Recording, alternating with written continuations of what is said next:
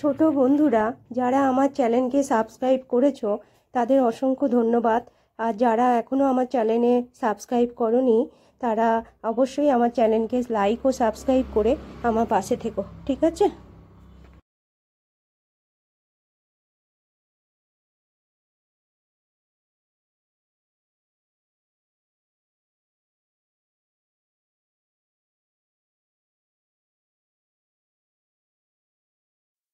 আমি তোমাদের শুরু করছি ক্লাস 5-এর পরিবেশ ও বিজ্ঞান বইয়ের এই কথকথা। এটা দেখো, এটা উড়ে বৃষ্টি জুড়ে দূরে যায়। এটা হচ্ছে তোমার 104, 104, 5, 6, 7 আমি তোমাদের পড়ে এবং ইম্পর্টেন্ট যেগুলো আছে সেগুলো আমি বলে দেবো।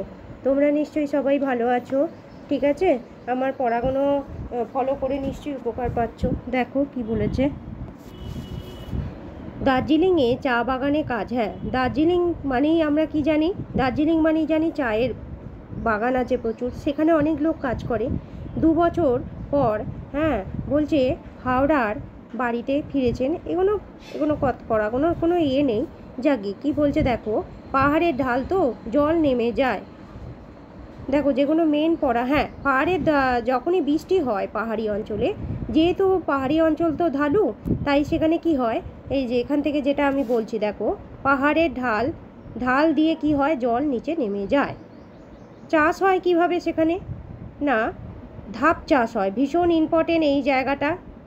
ধাপ চাষ করে আমি আগের দিনই বলে দিয়েছিলাম যে পাহাড়ি অঞ্চলে ধাপ চাষ করে সমস্ত চা বাগান বলো যাই হোক ধাপ চাষ করে হয়। ধান খুব এখানে বেশি হয় না ওই পাহাড়ি অঞ্চলে। কি হয় দেখো, ভুট্টা পাওয়া যায় প্রচুর, গম পাওয়া যায়, আলু, আদা, সোয়াবিন, এইগুলো পাহাড়ি অঞ্চলে চাষ হয়। বোঝা গেছে? ধানটা ওখানে হয় না। কি করে ধান হবে? ধান চাষের জন্য তো জমি দরকার, সেটা তো ওখানে নেই। জল জারি থাকবে যাতে, কিন্তু এখানে তো পাহাড়ি অঞ্চল ঢালু বলে জল নিচে নেমে যায়, তাই তো। আর একটা কি দেখো, লতানো গাছ হয় ঝিঙে গাছের মতো দেখতে, সেটা হ্যাঁ ফলটা অনেকটা পেঁপের মতো হয় খেতে, সেটা বলা হয় স্কোয়াশ ফল। এই কোয়াশ সম্পর্কে কিন্তু একটা তোমাদের আসতে পারে, এইখানটা আমি ব্যাকেট দিয়ে দিলাম, ঠিক আছে? কোয়াশ কি বলবে, পেঁপের মতো দেখতে আর লতানো গাছ হয় ঝিঙে গাছের মতো আর খেতে পেঁপের মতো হয়, এটাকে বলা হয় এক কথায় কোয়াশ। আর কি পাওয়া যায় না, কমলা লেবু বাগান, মানে চা বাগান তো অবশ্যই আছে। দার্জিলিং পাহাড়ি ওই সব এরিয়ায় গেলে অবশ্যই তোমরা কমলা লেবু, চা এগুলো পাবে, তাই তো। আচ্ছা, তারপরে দেখো ওখানে সারা বছর আবহাওয়া ঠান্ডা। ওখানে বলতে কি, ওই পাহাড়ি অঞ্চলের কথা বলছি, দার্জিলিং এই সব এরিয়ার কথা আমি তো পড়ছি। তা সেখানে কি হয় না, সারা বছরই সেখানে ঠান্ডা থাকে। হ্যাঁ, 104 পাতায় যে পড়াটা দেখো, এটা বললাম তোমাদের, সেখানে সারা বছর এখানে ব্যাকার দিয়ে দিলাম, আবহাওয়াটা কিরম থাকে না ঠান্ডা থাকে। গরমকালে এই যে কোয়াচ ফলের এই ছবিটা দিয়ে দিয়েছে, দেখতে পেয়েছো? ঠিক পেঁপের মতো দেখতে, দেখো এগুলো ঠিক পেঁপের মতো দেখতে, মানে পেঁপের মতো খেতে হয়। কোয়াচ ফলগুলো পাহাড়ি অঞ্চলে পাওয়া যায়, বোঝা গেছে? এই যে পেঁপের মতো খেতে। হ্যাঁ, আচ্ছা এবার দেখো কি বলছে, আবহাওয়া ঠান্ডা থাকে পাহাড়ি অঞ্চলে। আমাদের যখন গরমকাল তখন সেখানে শীতের সবজি হয়। কি হয় দেখো, মানে আমাদের এখানে এখন গরমকাল, দার্জিলিংয়ে গেলে এখন ফুলকপি, বাঁধাকপি, পালং, মূলো সবই এখানে পাওয়া যাবে, ঠিক আছে? পাহাড়ি অঞ্চলের জল, সেখানে আমরা জানি যে দার্জিলিং যেতে গেলে তোমার কালিম্পং যেতে গেলে আমরা কি নদী পাবো? তিস্তা আর মহানন্দা নদী পাবো। নদী জল নেমে যায় তরাই অঞ্চলে। মনে থাকবে, দুটো নদীর যদি বলে এখানকার দুটো নদীর নাম বলো, তাহলে বলবে তিস্তা, মহানন্দা। দার্জিলিং শহরে যেতে গেলে আমাদের এই নদীগুলো পড়ে, ঠিক আছে? আচ্ছা, তাহলে আমি 104 পাতার পড়াটা পড়িয়ে দিলাম। এবার দেখো 105 পাতায় কি আছে না, তা বলছে তরাই আর মালদা, দক্ষিণ দিনাজপুরে কৃষিটা কেমন হয় না, তিস্তা মহানন্দার পলি জমে তরাই অঞ্চলের মাটি উর্বর হয়ে গেছে, তাই তো। এবার দেখো স্বাভাবিকভাবেই নদীর পলি জমে কি হয় না, এই যে তিস্তা, মহানন্দা, তারপরে এইসব পলি জমে কি হয় না, মাটি উর্বর হয়ে যায় এবং ভালো ফসল হয়। কোনো ফসলের চাষ বেশি হয়। ধান প্রচুর পরিমাণে হয় এখানে, ইম্পর্টেন্ট, ধান প্রচুর পরিমাণে হয়। যেমন হচ্ছে পাট, গম, বাদাম এগুলো হয়, নানা রকম সবজিও হয়। আর তরাইয়ের ঢালের দিকে চা হয় প্রচুর, মনে থাকবে, প্রচুর পরিমাণে চা পাওয়া যায় এইদিকে তরাইয়ের ঢালের দিকে। হয়ে গেল এটা। চা পর্বতে হয় আর তরাইয়েও হয়। চা কোথায় হয়? পর্বতে হয় আর তরাইয়েতে হয়। তাহলে এটা তোমাদের আমি বোঝাতে পেরেছি। আচ্ছা, তারপরে দেখো তরাই অঞ্চলের সম্পর্কে আমি পড়ছি। তরাইয়ের একটা বিরাট অঞ্চল পর্বতের পাদদেশে। কোথায় দেখো, আমি এগুলো ইম্পর্টেন্ট বলে দিচ্ছি, এগুলো কিন্তু একটা আসতে পারে তোমাদের স্টিগমারা বা শূন্যস্থানে। তরাইয়ের অনেকখানি অংশ কোথায়? বলবে পর্বতের পাদদেশে। সমতলে পর্বত, ঢালু জমি, সেখানে জল দাঁড়ায় না, খুব গরমও নয়, এই আবহাওয়ায় চা ভালো হয়। ঠিক আছে। আচ্ছা, তারপরে এই তরাই অঞ্চল সম্পর্কে পড়লাম। দার্জিলিংয়ে চায়ের স্বাদ গন্ধ আলাদা। এই যে এখান থেকে একটা তোমাদের হয়তো এরকম প্রশ্ন আসতে পারে, কিরাম বলো তো? বলবে যে তোমাদের চাষের চা স্বাদ আর গন্ধ আলাদা। আমরা চায়ের গন্ধ এসব বলতে গেলে কি বলি? দার্জিলিং বলি, তাই তো? প্রাকৃতিক পরিবেশের জন্য কেন এখানে দার্জিলিংয়ের কেন এখানে আলাদা, এখানে কেন বলা হয়েছে? না, এখানে প্রাকৃতিক পরিবেশের জন্য বলা হয়েছে যে এখানে চায়ের গন্ধ বলো বলো সব আলাদা। বোঝা গেছে? এখানে প্রাকৃতিক পরিবেশটাই এমন। এই যে দার্জিলিংয়ে চায়ের স্বাদ গন্ধ আলাদা, ওখানে প্রাকৃতিক পরিবেশের জন্য এরকম হয়। আর এই সব চা নানা দেশে বিক্রি হয়। এই জায়গাটা কিন্তু ইম্পর্টেন্ট। ঠিক আছে। আচ্ছা, তারপরে দেখো জুলাই মাসে তরাইয়ের অনেক জিনিস পাওয়া যায়। তরাইয়ে আনারস কলা খুব বিখ্যাত। এটাও আসতে পারে, ব্যাকেট দিয়ে দিলাম যে তরাইয়ে দুটো ফলের নাম করো যেগুলো খুব বিখ্যাত, একটা আনারস আর একটা কলা। ঠিক আছে। উত্তরে পার্বতের চেয়ে কম বৃষ্টি হয় আর দক্ষিণে চেয়ে বেশি হয়। বলছে উত্তরের পর্বতের চেয়ে কম, তবে দক্ষিণবঙ্গের চেয়ে বেশি। দুয়ের মাঝামাঝি, জল নদী গিয়ে দক্ষিণে পড়ে। মানে ওখানে বৃষ্টি কেমন হয় সেটা বলছে। হ্যাঁ, মানে উত্তর দিকের পর্বতের চেয়ে দক্ষিণ দিকে বেশি বৃষ্টি হয়। জলটা কোথায় যায়? না, দক্ষিণ দিকে নেমে যায়। মালদা আর দক্ষিণ দিনাজপুরে এই জলে চাষ হয়। কিছু অঞ্চলে হয় ধান। কি চাষ হয় দেখো? পাট, এগুলো হয়। শাকসবজি, আম, লিচু, এগুলো এখানে ফলে, তাই তো? ফজলি আমের কথা, মালদা মানেই যেটা বিখ্যাত আম, ফজলি আম বিখ্যাত একবারে। ঠিক আছে। এছাড়া রেশম কীট পালনের জন্য তুঁত গাছের চাষ হয়। তাহলে তুঁত গাছের চাষের জন্য কি পালন করা হয়? বলবে রেশম কীট।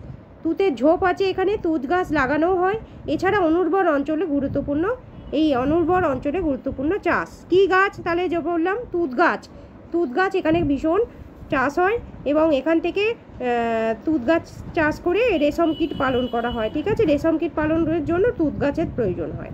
তাহলে আমি এই পাতাটা তোমাদের বোঝাতে পেরেছি। কি প্রশ্ন হবে না হবে সব আলোচনা করে দিলাম। 105 পাতা।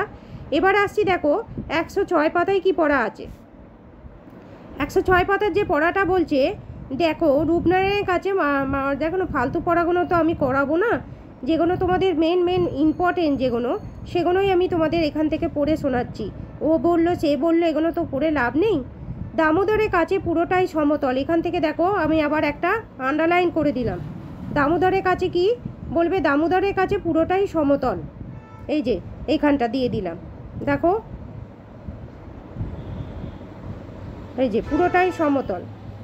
বোঝা গেল? শীতকালে দামোদরের পাশের জমিতে আলু চাষ হয়। যেদিকে তাকানো হবে সেদিকে শুধু আলু গাছ পাওয়া যাবে, এটাই বলেছে। তাহলে দামোদরের আশেপাশে কী চাষ হয়? বলবে যে তোমার আলু চাষ হয়। হ্যাঁ। আচ্ছা, চা বাগানগুলো ছোট সবুজ চা গাছ দেখতে পাওয়া যায় আর আলু গাছ চায়ের বলছে। হ্যাঁ, এই জায়গাটা আবার ইম্পর্টেন্ট বলে দিকে দিলাম। দেখো আলু গাছ চা গাছের থেকে চেয়ে ছোট আর আলু হয় মাটির নিচে। আলুর পাতা দিয়ে জমির সার হয়। চায়ের মতো কিছু হয় না। বোঝা গেছে? তাহলে আলুর বৈশিষ্ট্যগুলো বলে দিলাম। বলবে চা গাছের থেকে ছোট আর মাটির নিচে হয় আর এই পাতাগুলো দিয়ে সারের কাজে লাগে, আলুর পাতা দিয়ে। ঠিক আছে। আর আলু ক্ষেতের পাশেই দেখো আবার যে পড়াটা আছে, দেখো বলছি আলু ক্ষেতের পাশে যে গাছটা আছে কি বলবে? এই দেখো আলু ক্ষেতের পাশে সর্ষের হলুদ ফুল দেখা যায়। হলুদ মালায় ঘেরা সবুজ ক্ষেত দেখা যায়। ঠিক আছে। আর এই দুই অঞ্চলে খুব ধান হয়। ধানের চাষ এখন খুব কম হয়, উচ্চ ফলনশীল ধানের চাষ বেশি হয় এখানে। দুর্গাপুরের পূর্ব থেকেই বর্ধমান জেলার মাটি ধানের পক্ষে খুব ভালো।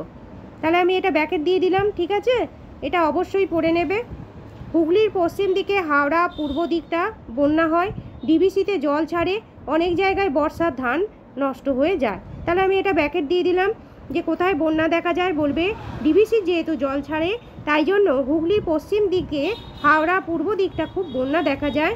হ্যাঁ ঠিক আছে, বর্ষায় ধান নষ্ট হয়ে যায় তার ফলে ডিবিসি জল ছাড়ার ফলে। তাহলে 106 পাতার পড়াটা আমি আলোচনা করে দিলাম। এবার বাকিটা আছে 107 পাতায়। কি আছে দেখো, ওই একই পড়া 107 পাতায় আছে।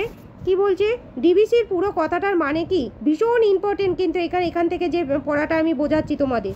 ডিবিসির পুরো কথাটার মানে হলো দামোদর ভ্যালি কর্পোরেশন, এটা কিন্তু তোমাদের আসবেই, ধরে নাও। এক কথায় প্রশ্ন, বন্যা বন্ধ করার জন্য ডিবিসি করা হয়েছিল, তাই তো, বন্যা বন্ধ যাতে হয়। ঠিক ছিল পাহাড় থেকে দামোদর নদী দিয়ে গড়িয়ে আসা বর্ষার জল জমিয়ে রাখা হবে। পশ্চিমবঙ্গের সীমান্তের কাছে অনেকগুলো জলাধার করা হবে, সেখানে জল আটকে রাখা হবে, তাতে বন্যা হতে পারবে না। ঠিক আছে, পরে সেই জল অল্প অল্প করে ছাড়া হবে, তাতে এই অঞ্চলে সারা বছর চাষ করার জল পড়বে। তাহলে আমি এটা বোঝাতে পেরেছি যে কেন ডিবিসি জল করা হয়েছিল, মানে ডিবিসি করা কেন হয়েছিল না, যেহেতু বন্যাটাকে বন্ধ করার জন্য করা হয়েছিল। ঠিক আছে, সেই জলগুলো যাতে সীমান্তের কাছে অনেকগুলো জলধারা করা হয়েছিল, জল আটকে যাতে রাখা যায়, তাতে বন্যা হতে পারবে না। আটকে রাখলে তো বন্যা হবে না, অল্প অল্প করে ছাড়া হবে। অল্প অল্প করে ছাড়লে কি হবে না, তোমাদের চাষটা ভালো হবে। ঠিক আছে, আচ্ছা দেখো, বন্যা বন্ধ হয়নি, ডিবিসি জল ছাড়ে 24 ঘন্টার মধ্যে সেই জল চলে আসে, খুব বন্যা হয়। যতগুলো জলাধার করার কথা ছিল ততগুলো করা সম্ভব হয়নি, তাই বর্ষার জল পুরোটা আটকে রাখা যায় না। বুঝতে পেরেছো, প্রচণ্ড যখন বৃষ্টি হয় যতটা করার দরকার ডিবিসি খাল ততটা করা হয়নি। তাই কি হয় দেখো, ফলে বর্ষাকালে অনেক জল ছাড়তে হয়, তার ফলে বন্যা ফলে চাষের জল নষ্ট হয়, তাই তো, চাষের জমি নষ্ট হয়ে যায়, চাষের জন্য জল পাওয়া যায় না, বন্যাও হয়, তাছাড়া পরে আর সেই চাষের জল পাওয়া যায় না। ঠিক আছে, তাহলে আমি তোমাদের এই পেজগুলো ইম্পর্টেন্ট দিয়ে দেখো ব্যাকেট দিয়ে দিয়েছি। বুঝতে পেরেছো ডিবিসির জল ছাড়ার ফলে কি হচ্ছে না হচ্ছে, এবং যেগুলো ডিবিসি হওয়ার কথা ছিল সেগুলো হলো না ঠিকমতো, তার ফলে কি হলো না, বর্ষার জলটাকে ধরে রাখা গেল না, তার ফলে বন্যা শুরু হলো, এবং বন্যা হওয়ার ফলে পরে যখন জলের প্রয়োজন তখন ধান চাষের জন্য বা সবজিপাতির জন্য তখন আর জল পাওয়া যাচ্ছে না। তাহলে আমি যে প্রশ্নগুলো তোমাদের বলে দিলাম, আলোচনা করে দিলাম, বইটা ভালো করে পড়তে বললাম, যেগুলো বললাম আসবে, তোমরা কিন্তু এগুলো অবশ্যই পড়ে নেবে। ঠিক আছে, এগুলো কিন্তু আমি তোমাদের বুঝিয়ে দিলাম ভালো করে। ঠিক আছে, তোমরা আমার চ্যানেলে যারা নতুন তাদের আমি স্বাগত জানাই, আর যারা এখনও সাবস্ক্রাইব করোনি তারা আমার চ্যানেলকে সাবস্ক্রাইব করে দিও। তোমরা সবাই ভালো থেকো। ঠিক আছে।